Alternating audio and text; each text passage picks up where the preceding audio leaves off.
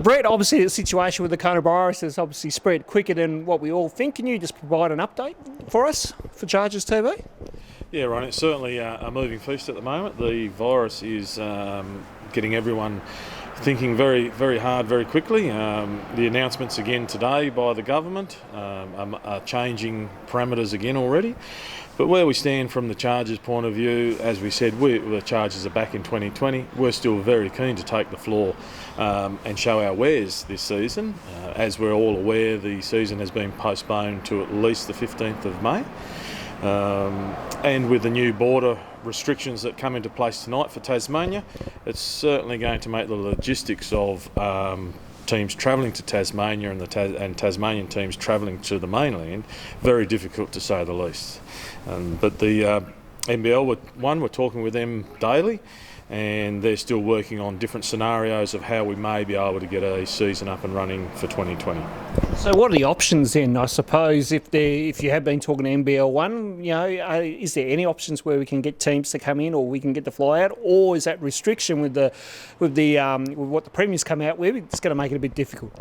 Well, that restriction, without a doubt, is going to make it very difficult. And NBL One and Basketball Victoria are working through that and seeing how they may or may not be able to accommodate coming here or us going there.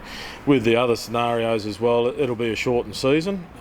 We already know that there's been the two teams officially pull out, which is the Ballarat and Geelong, and from there it'll be a reduced number of teams playing for the season as well.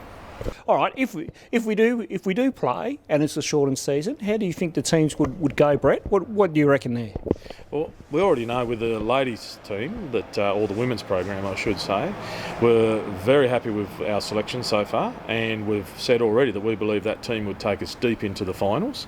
With the men's team, we've still got a few scenarios out there that we could be working on if the season went ahead, and we believe that either one of those two scenarios that we're looking at would take the men's team deep into the finals as well.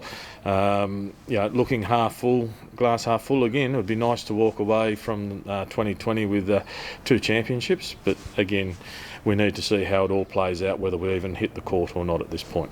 You hopeful that you can that you can play this season, or is it going to be one of those ones where we kind of hope that something good happens with the virus and then everything kind of goes back to normal, so to speak?